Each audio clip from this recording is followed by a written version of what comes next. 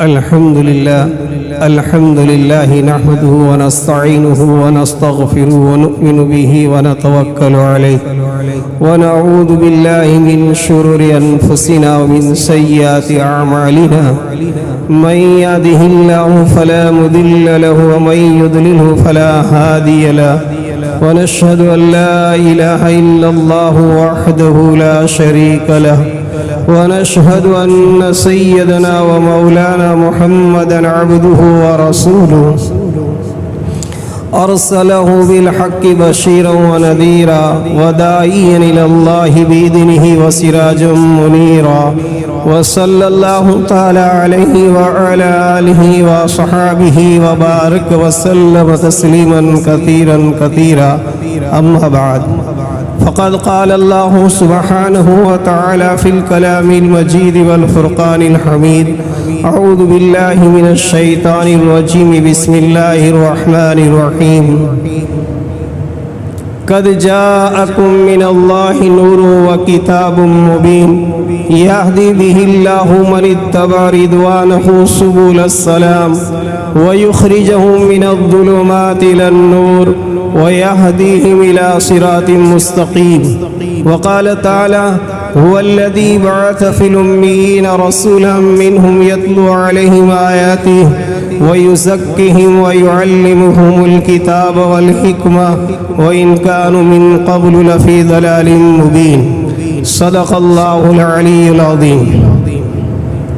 بزرگان محترم، گزشتہ جمعہ نبی پاک صلی اللہ علیہ وسلم کی سیرت مقدسہ کے چند نمونے پیش کیے تھے. چونکہ اس جمعہ سے پہلے جو بات کہی تھی اور ابھی جو یہ ربیع الاول چل رہا ہے اور تقریباً آئندہ جمعہ آنے سے پہلے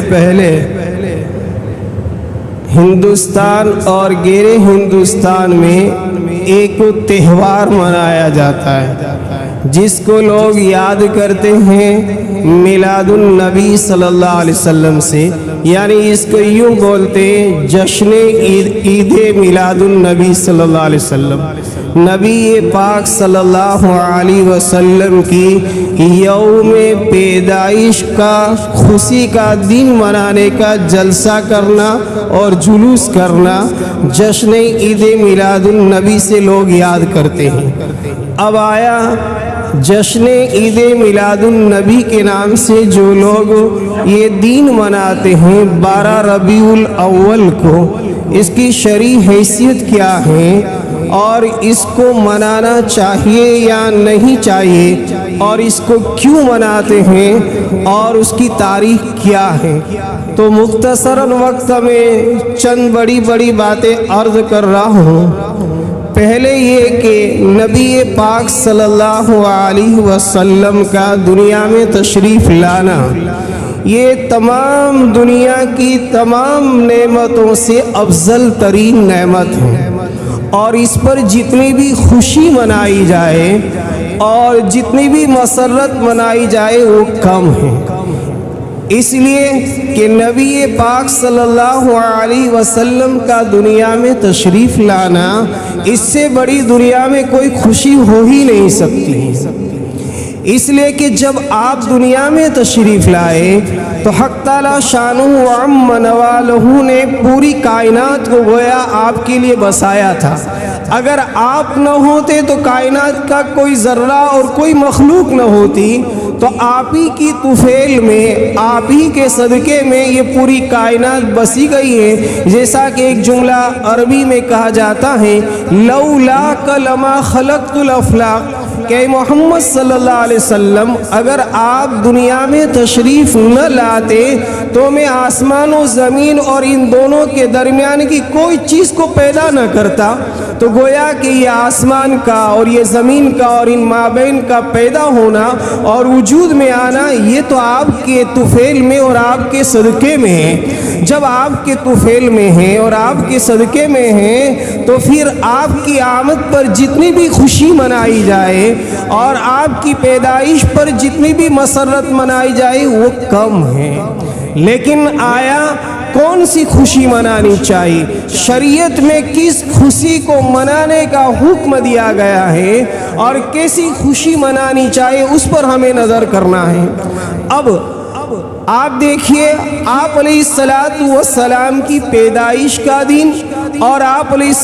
السلام کی وفات کا دن اگر دیکھنے جائیں تو تاریخ میں کچھ اختلاف ضرور ہے کہ آپ کی پیدائش یا تو 8 ربیع الاول کو ہوئی یا 9 ربیع الاول کو ہوئی یا 12 ربیع الاول کو ہوئی۔ یہ 3 تاریخیں عام متن ذکر کی جاتی ہیں۔ اس میں سے جمہور علماء یعنی اکثر علماء کرام اور محدثین اور سلف صالحین کا جو اجماع ہے وہ اس بات پر ہے کہ آپ کی پیدائش 12 ربیع الاول کو ہوئی۔ اب آپ کی پیدائش 12 ربیع الاول کو ہوئی اور آپ کی وفات پر تقریباً سب کا اتفاق ہے کہ آپ کی وفات جو ہوئی ہے وہ بھی 12 ربیع الاول کو ہوئی۔ تو ایک طرف آپ کی خوشی کا دن ہے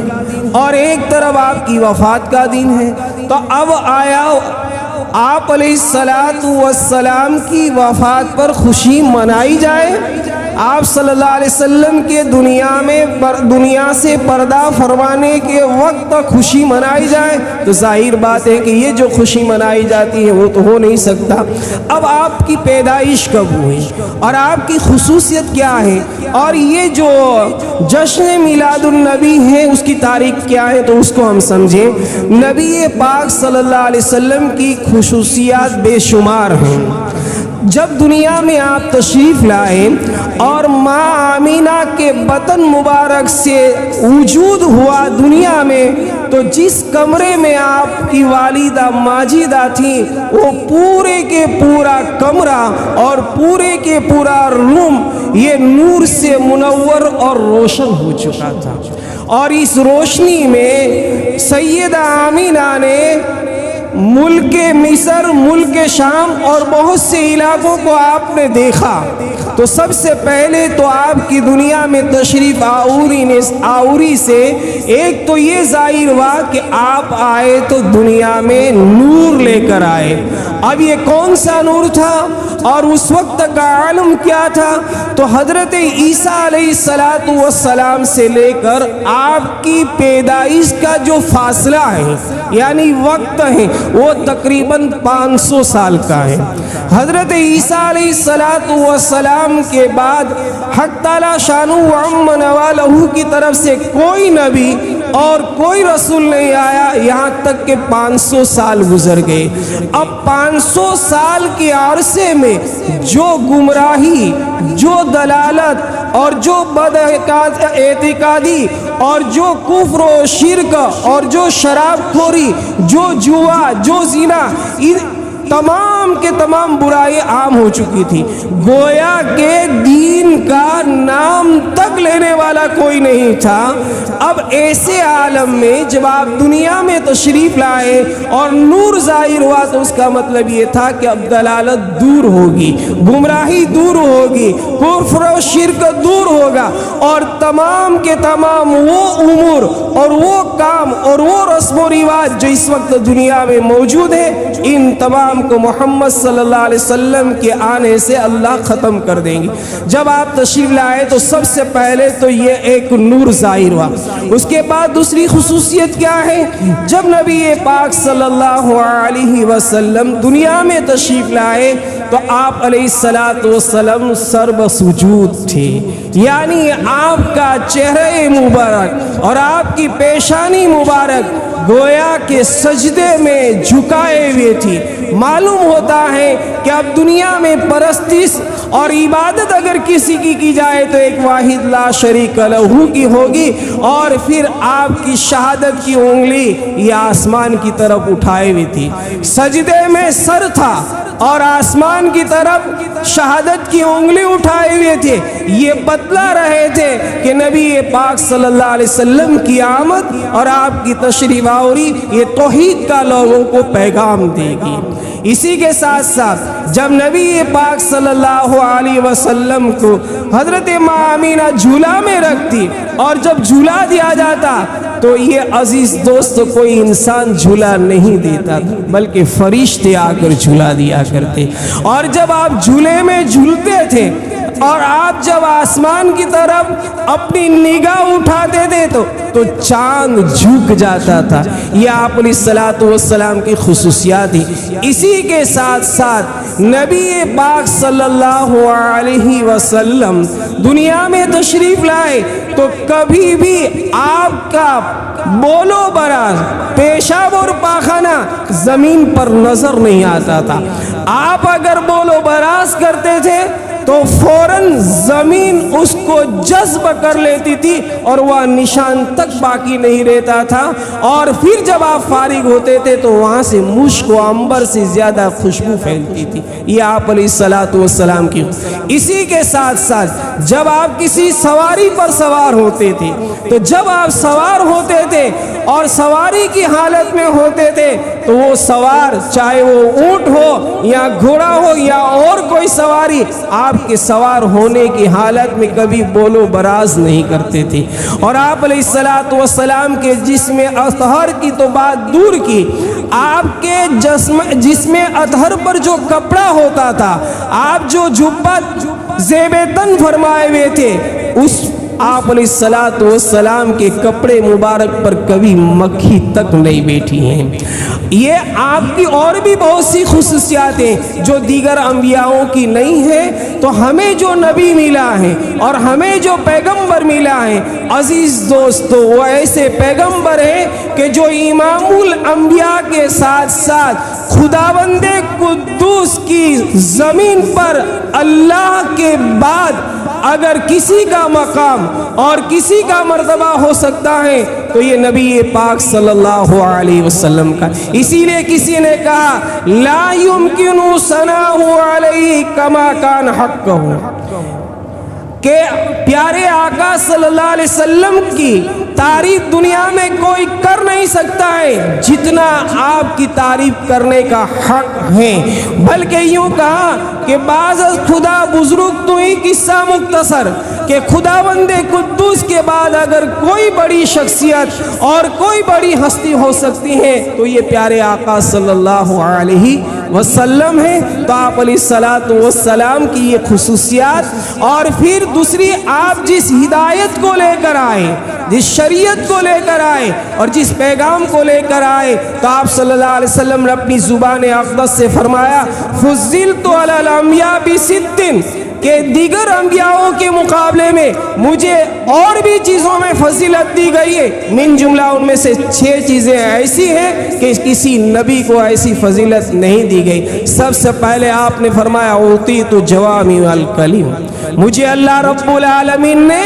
جیسے جامع شریعت بنایا ہے، پوری دنیا کے لیے نبی بنائے، اسی طریقے سے مجھے اللہ تبارک و تعالیٰ کی طرف سے جوامع الکلم ملے. کیا مطلب؟ بات مختصر، الفاظ بہت شارٹ، لیکن اگر اس کو کھولا جائے، اس کی تشریح کی جائے، اس کو بیان کیا جائے تو کتابیں کی کتابیں بھر سکتی ہیں، لیکن آپ کے ایک جملے کا حق ادا نہیں ہو سکتا. اتنی جامع اللہ رب العالمین نے آپ کو زبان کے اندر اتنی جامعیت عطا فرمائی. جملہ بہت مختصر، کاغذ کے ایک کنارے پر لکھا جا سکتا ہے، لیکن اس جملے کو اگر کھولا جائے، اس کی تشریح کی جائے، اس کو بیان کیا جائے تو کتب خانے کے کتب خانے بھر سکتے ہیں، لیکن آپ کے جملے کی تشریح نہیں ہو سکتی ہے. تو آپ نے یہ فرمایا تو سب سے پہلے تو مجھے اللہ تعالیٰ نے اوتیت جوامع الکلم. دوسرے نمبر میں نصرت بالرعب، میری اللہ رب العالمین نے مدد فرمائی رعب کے ذریعے سے. آپ صلی اللہ علیہ وسلم کا رعب مہینوں کی مسافت تک ہوتا. دشمنان خدا اور دشمنان نبی آپ کا نام سنتے تو مہینوں تک کی دوری ہوتی تھی آپ سے ملاقات کی، لیکن وہ آپ کے نام سے مرعوب ہو جاتے تھے، آپ کا نام سنتے ہی کانپنے لگتے تھے. اسی لیے کوئی دشمن آپ کی جان لیوا آ بھی سکتا تھا اور دشمن مقابلے کے لیے تلوار بھی لے لیتا تھا، لیکن آپ علیہ الصلوۃ والتسلیم کے چہرے کو دیکھتا فوراً اس پر کپکپی طاری ہو جاتی, فوراً اس کے جسم پر لرزہ طاری ہو جاتا تھا. آپ کے چہرے پر کوئی دشمن دیکھ نہیں سکتا تھا. تو نصرت بالرعب, جیسے کہ وہ قصہ میں معلوم ہے کہ ایک جنگ سے, ایک غزوہ سے آپ واپس لوٹے اور ایک درخت کے سائے میں آپ آرام فرما تھے اور آپ کی تلوار مبارک ایک درخت کی ٹہنی پر لٹکی ہوئی تھی. دشمن نے دیکھا کہ پیارے آقا صلی اللہ علیہ وسلم سوئے بھی ہیں اور آج مقابلہ کرنے کا بہترین موقع ہے کہ میں آپ کے جسم سے آپ کے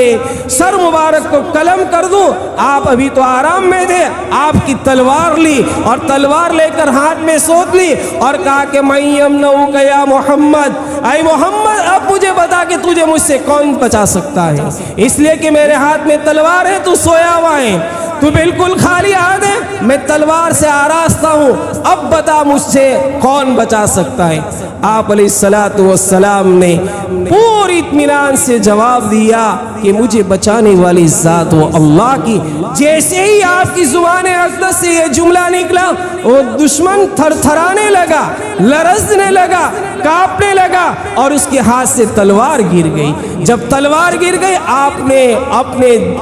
دستے مبارک سے تلوار کو اٹھایا اور فرمایا کہ اب بتا تجھے کون بچائے گا. چونکہ اس کا ایمان نہیں تھا, وہ جانتا نہیں تھا, تو کہنے لگا کن خیر آخذ, کن خیر آخذ, تلوار لینے والوں میں سب سے افضل اور بہتر آپ ہو جائیے, آپ کے سوا مجھے کوئی نہیں بچا سکتا. تو آپ علیہ الصلوۃ والسلام کا یہ رعب تھا. تو دوسرے نمبر میں آپ نے فرمایا کہ مجھے جو اللہ رب العالمین نے رعب دیا تھا وہ کسی اور کو نہیں دیا. اور تیسرے نمبر میں فرمایا کہ احلت لی الغنائم, میرے لیے مال غنیمت کو حلال کر دیا گیا. دیگر انبیاءوں کے لیے غزوات سے لوٹنے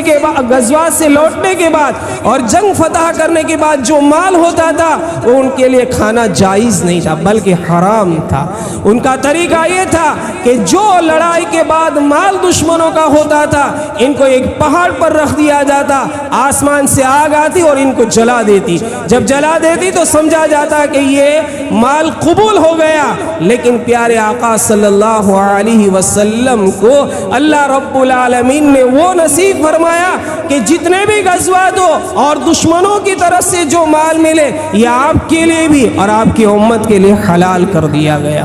اور چوتھے نمبر میں آپ نے فرمایا جعلت لی الارض مسجدا وطہورا, میرے لیے پوری کائنات میں جہاں بھی زمین ہے یہ زمین تمام کے تمام مسجد بنا دی گئی, سجدے کی جگہ بنا دی گئی, عبادت کے لیے جائز ہو گیا. دیگر انبیاءوں کی امتوں کے لیے اور دیگر انبیاء کے لیے خاص مخصوص جگہ ہوا کرتی تھی, اسی جگہ میں وہ نماز پڑھتے تھے, اسی جگہ میں وہ عبادت کرتے تھے اور دوسری جگہ پر ان کی عبادت مقبول نہیں ہوتی تھی. لیکن پیارے آقا صلی اللہ علیہ وسلم کے صدقے میں پوری کائنات کے اندر جہاں کہیں بھی مٹی کا ریزہ ہو, جہاں کہیں بھی مٹی ہو, یہ تمام کے تمام آپ کے لیے مسجد بنائی گئی کہ آپ وہاں سجدہ کر سکتے ہیں, آپ وہاں عبادت کر سکتے ہیں. اور ساتھ میں یہ ہے کہ پاکیزگی کی جگہ بھی بنا دی گئی, یعنی جیسے پانی سے پاکیزگی حاصل کر سکتے ہیں اسی طریقے سے پانی کے استعمال کے وقت یا پانی نہ ملنے کے وقت اگر نماز کا وقت ہو چکا ہے تو پیارے آقا نے فرمایا کہ اللہ تعالیٰ نے میرے لیے اور میری امت کے لیے مٹی کو پاک بنا دیا گیا ہے کہ وہ مٹی کے ذریعے سے تیمم کر لے, اس کا جسم پاک ہو جائے. اور اسی کے ساتھ فرمایا وَأُرْسِلْتُ إِلَىٰ كَافَّةِ الْخَلْقِ, مجھے اللہ رب العالمین نے پوری کائنات کے لیے پیغمبر بنایا ہے. آپ سے پہلے جتنے انبیاء آئے یہ یا تو کسی خطے کے لیے آتے, کسی قوم کے لیے آتے, کسی شہر کے لیے آتے, کسی قبیلے کے لیے آتے, اور جب یہ انبیاء دنیا سے تشریف لے جاتے تو دوسرے نبی آتے. لیکن آپ علیہ الصلوۃ والسلام کسی خطے کے لیے, کسی قوم کے لیے, کسی برادری کے لیے, کسی خاص جگہ کے لیے نہیں, بلکہ آپ نے فرمایا حق تعالی شان و عم نوالہ نے مجھے پوری کائنات کے لیے نبی بنا کر بھیجا ہے. اور اسی کے ساتھ وَخُتِبَ بِهِ النَّبِيُّونَ, اور اللہ رب العالمین نے کمال نبوت نبوت عطا فرما کر نبوت کو مکمل کر کے میرے بعد اب نبوت کی ضرورت نہیں رہی تو میرے اوپر نبوت کا سکہ لگا دیا کہ اب محمد صلی اللہ علیہ وسلم کے اوپر کامل نبوت آ چکی، آپ پر مکمل شریعت آ چکی، اب اس شریعت کے اندر ذرا برابر کی کمی نہیں ہوگی قیامت تک کے لیے۔ تو جب قیامت تک کے لیے آپ کی نبوت ہے اور آپ کامل الانبیاء ہیں اور آپ امام الانبیاء ہیں تو اب آپ کے بعد نبوت کا سلسلہ ختم کر دیا گیا۔ یہ پیارے آقا صلی اللہ علیہ وسلم کو اللہ رب العالمین نے نصیب فرمایا۔ اب جب آپ دنیا میں تشریف لائے تو مختصر جیسے ہمیں معلوم ہوا کہ ایسے حالات اور ایسے واقعات آئے۔ پیارے آقا صلی اللہ علیہ وسلم کا اب جو 12 ربیع الاول کو جشن منایا جاتا ہے اور اب جیسے جتنا قرب قیامت اور بعد نبوت ہوتا جا رہا ہے، دین میں نئی نئی ایجادیں ہوتی جاتی ہیں، نامعلوم لوگ بھی ان چیزوں کو کرنے لگتے اور یہ سمجھتے ہیں کہ یہی جشن میلاد النبی ہے، ہمیں اسی طرح کرنا چاہیے۔ یاد رکھے شریعت میں یوم پیدائش منانے کے لیے نبی علیہ السلام تشریف نہیں لائے، بلکہ پیارے آقا صلی اللہ علیہ وسلم کی سیرت کو اپنانے کے لیے حکم دیا گیا ہے۔ اور آپ دیکھیے جو یہ جھنڈیاں اور جو یہ چراغ اور یہ جو جلسے کیے جاتے ہیں اور جو راستوں کے اوپر کیک کاٹے جاتے ہیں اور طرح طرح کی خرافات کیا جاتی، اللہ کا شکر ہے اس مانگر کہ مانگرول میں بھی کم ہے، لیکن دیکھا دیکھی اور بھی زیادہ ہوتے جاتی ہیں۔ بڑے بڑے شہروں میں جو کچھ کیا جاتا ہے جس کی اصل بالکل نہیں ہے اور جس کی دور تک بھی شریعت سے اس کا تعلق نہیں ہے کہ اس طرح کا جشن اور اس طرح کا جلوس اور اس طرح کی خوشی منائی جائے، اس لیے کہ نبی پاک صلی اللہ علیہ وسلم کی بعثت کے بعد آپ کو نبوت ملی اور نبوت کے بعد سے 23 سال تک آپ روئے زمین پر زندہ رہے۔ کبھی کوئی سال 12 ربیع الاول میں آپ نے ایسا نہیں منایا جو آج لوگ مناتے ہیں، جبکہ پیارے آقا صلی اللہ علیہ وسلم نے امت کو پیدائش سے لے کر قبر میں اتارنے تک کے تمام احکام بتلا دیے۔ بچہ پیدا ہوتے ہی بچے کے ساتھ کیا معاملہ کیا جائے اور جب انسان دنیا سے پردہ فرما جائے، انتقال کر جائے تو قبر میں کس طریقے سے رکھا جائے، قبر میں رکھتے وقت کیا پڑھا جائے، قبر میں رکھتے وقت اس کا چہرہ کیسا کیا جائے، کس طرف کیا جائے۔ جب اتنی کامل اور مکمل شریعت ملی اور خداوند قدوس نے یہ کہہ دیا الیوم اکملت لکم دینکم واتممت علیکم نعمتی وردیت لکم الاسلام، کہ دین کو محمد پر مکمل اور کامل کر دیا ہو۔ کبھی آپ نے 23 سال میں یہ جو جشن میلاد منائی جاتی کبھی نہیں منایا۔ آپ کے بعد اگر ہمیں عشق رسول ہے، محبت رسول ہے اور ہم یہ دعویٰ کرتے ہیں کہ ہم یہ سب کچھ جو کرتے ہیں یہ پیغمبر صلی اللہ علیہ وسلم کی محبت میں کرتے ہیں، آپ کے عشق میں کرتے ہیں، آپ سے ہمیں والہانہ محبت ہے، آپ سے ہمیں عشق ہے، تو عزیز دوستو نبی پاک صلی اللہ علیہ وسلم سے عشق کرنے والے، نبی پاک صلی اللہ علیہ وسلم سے محبت کرنے والے روئے زمین پر صحابہ جیسی کوئی ہستی نہیں آئی اور نہ قیامت تک آ سکے گی۔ جب پیارے آقا صلی اللہ علیہ وسلم سے محبت اور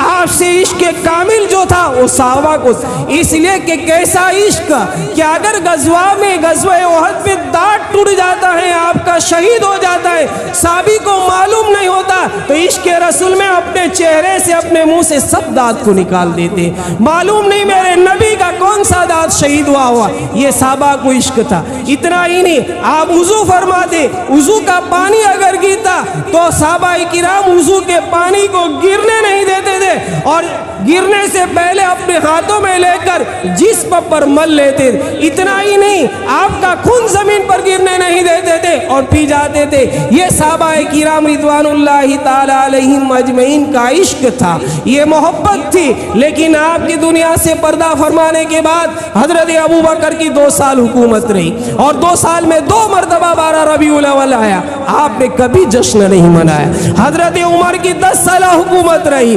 حضرت عثمان کی 12 سال رہی، حضرت علی کی 6 سال رہی۔ یہ 30 سال کا جو وقفہ ہے حکومت کا، خلفائے راشدین کا، کبھی کسی صحابی نے، کبھی کسی خلیفہ نے، کبھی کسی امیر المومنین نے جشن میلاد نہیں منایا تو ہم کیسے منا سکتے ہیں؟ اور یہ کہہ کر جشن منانا کہ یہ نبی کی محبت میں کرتے ہیں، یاد رکھو یہ محبت گلو ہے، یہ محبت گمراہی تک انسان کو لے جانے والی ہے۔ اس لیے کہ پیارے آقا نے ایک حدیث میں فرمایا لا تطرونی کما اطرت النصارى ابن مریم، مجھے اس طرح حد سے مت بڑھا دینا اور میرا اتنا مقام آگے مت بڑھا دینا جیسا کہ نصارہ نے حضرت عیسیٰ ابن مریم کے مقام کو بڑھا دیا۔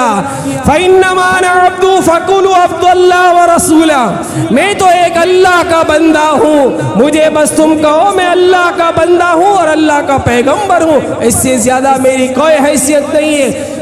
عیسائیوں نے کیا جیسے کہ آج کرسمس منائی جاتی ہیں، 25 دسمبر کو ان کا بنڈے منایا جاتا ہے، اس کو دیکھا دیکھی یہی ہم لوگ بھی کرتے ہیں۔ تو نصارہ لوگوں نے، عیسائی لوگوں نے کیا کہ حضرت عیسیٰ کی تعلیمات کو، حضرت عیسیٰ کی ہدایت کو بھول گئے اور ظاہری رسم و رواج پر عمل کرتے ہوئے ان کا بنڈے منانے لگے۔ تو آپ علیہ السلام نے کہا کہ تم مجھے حضرت عیسیٰ ابن مریم کی طرح مت بڑھانا۔ حضرت عیسیٰ علیہ السلام کو نصارہ نے کیا ایک تو یہ کیا کہ ان کو مقام الوہیت پر پہنچا دیا، ان کو معبود بنا دیا، اور دوسرا یہ کہ ان کی تعلیمات کو چھوڑ کر، ان کی ہدایات کو چھوڑ کر، ان کی شریعت کو چھوڑ کر صرف ظاہری مظاہرے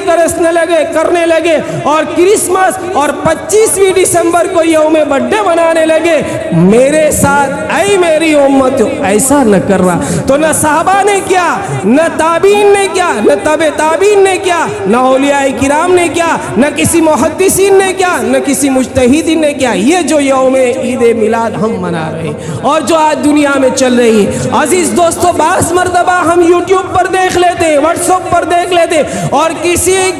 اہل سنت والجماعت کے خلاف عالم کی بات سن لیتے ہیں اور ہم اس پر حجت اور دلیل کرنے لگتے ہیں۔ یاد رکھیے قرآن میں کہیں یہ ثبوت نہیں، حدیث میں کہیں ثبوت نہیں، نہ آپ کے عمل سے، نہ صحابہ کے عمل سے، نہ ائمہ مجتہدین کے عمل سے۔ یہ تو سن ہجری 604 میں عراق کے اندر ایک بادشاہ پیدا ہوا جس کا نام مظفر الدین قوقوری ابن اریل تھا۔